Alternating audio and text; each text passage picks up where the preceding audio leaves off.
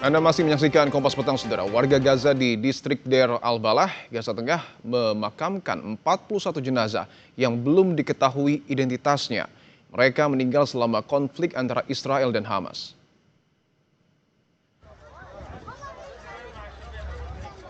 Korban agresi Israel di Gaza dimakamkan secara massal. Israel dilaporkan telah menyerahkan 195 jenazah kepada otoritas Palestina di Gaza sejak gencatan senjata dimulai sesuai dengan perjanjian pertukaran tawanan, termasuk tahanan yang masih hidup maupun yang sudah meninggal dunia. Pada 29 September, Presiden Amerika Serikat Donald Trump mengumumkan rencana 20 poin perdamaian Gaza bersama Perdana Menteri Israel Benyamin Netanyahu. Rencana itu diharapkan segera mengakhiri pertempuran. Dan pada 13 Oktober, Amerika Serikat, Mesir, Turki, dan Qatar menyetujui perjanjian untuk mengakhiri perang Israel-Hamas selama pertemuan puncak internasional di Sharm el-Sheikh, Mesir, yang juga disaksikan oleh Presiden Prabowo Subianto.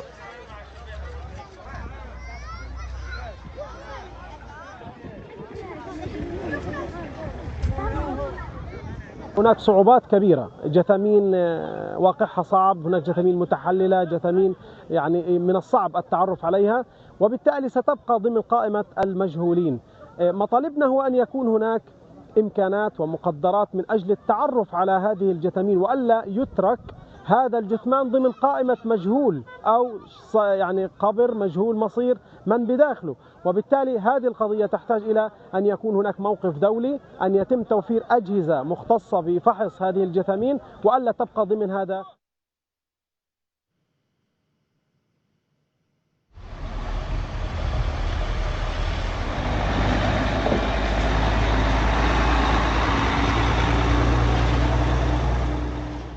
Di masa gencatan senjata, truk-truk yang membawa alat berat dari Mesir memasuki kota Gaza, Palestina. Perwakilan dari Palang Merah bertemu dengan anggota Hamas, Brigade Al-Qassam. Anggota Brigade Al-Qassam menunjukkan sejumlah lokasi, diikuti oleh kendaraan Palang Merah serta kendaraan dari Mesir. Warga berkumpul di sekitar kendaraan di salah satu lokasi yang ditunjukkan Hamas. Berbagai alat berat didatangkan untuk mencari sandera yang diduga tewas tertimpa reruntuhan selama konflik.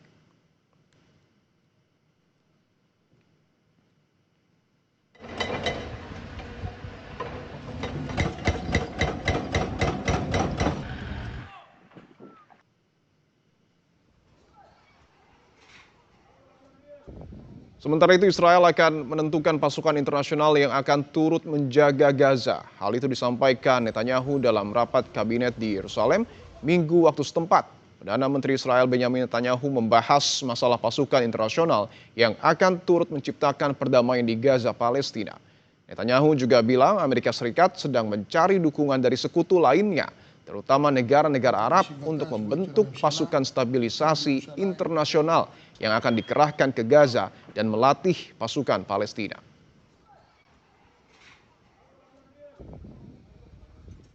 ואנחנו גם הבהרנו שביחס לכוחות בינלאומיים ישראל תקבע איזה כוחות אינם מקובלים עלינו, וכך אנחנו פועלים ונמשיך לפעול.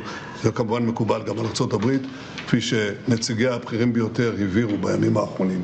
ישראל היא מדינה עצמאית, אנחנו נגן על עצמנו בכוחות עצמנו ואנחנו נמשיך לשלוט בגורלנו. Sementara itu, Presiden Prabowo Subianto berulang kali menyatakan siap mengirim pasukan perdamaian ke Gaza, baik dalam pidatonya di PBB, keterangannya usai kembali dari KTT Perdamaian Gaza di Mesir, dan saat KTT ASEAN baru-baru ini. Pengiriman pasukan perdamaian menurutnya sebagai wujud dukungan dari Indonesia terhadap pentingnya perdamaian di Gaza, Palestina.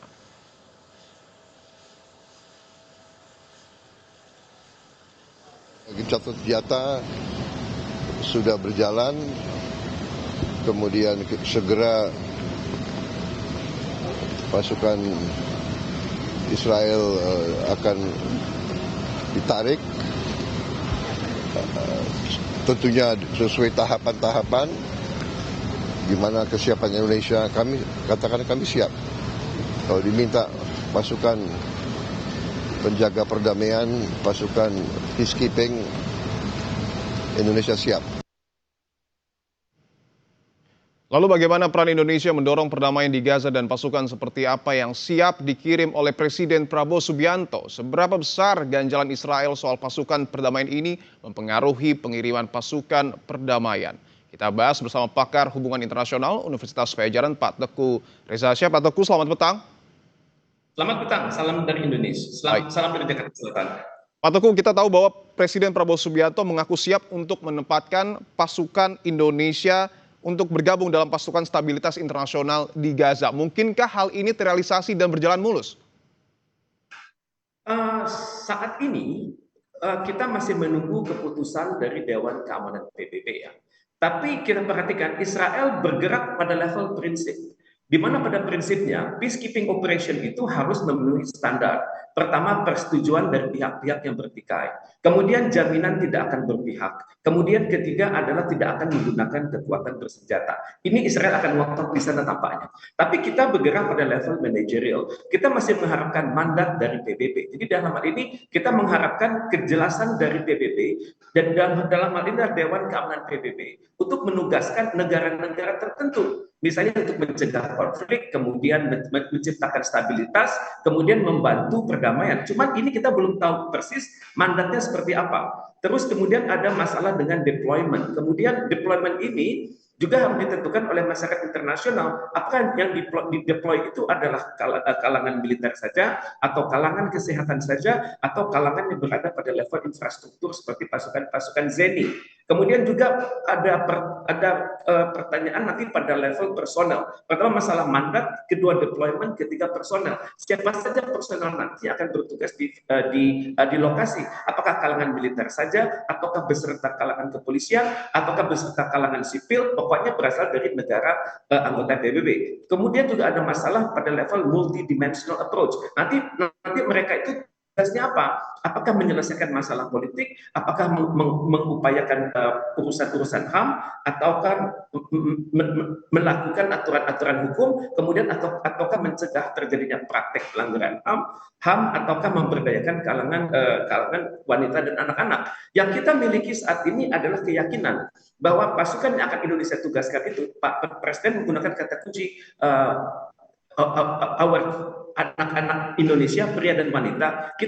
Pasukan Indonesia itu sudah siap sebenarnya. Kita sudah memahami environment yang sangat kompleks. Kita memahami mandat itu akan lama, tapi juga mandat itu akan dapat pertentangan dari banyak pihak, dan kemudian kita juga sudah terbiasa untuk beradaptasi karena pasukan PKO atau Peacekeeping Operation Indonesia itu sudah teruji dari tahun 50-an, dari zaman-zaman konflik di Kongo dulu, dan pasukan kita itu memang ditunggu-tunggu oleh kalangan-kalangan yang bertikai, dan untuk itu memang kita harus menunggu bagaimana Dewan Keamanan PBB ini menangani kritik dari Israel yang mengedepankan prinsip consent of the parties, impartiality, dan juga the non-use of force.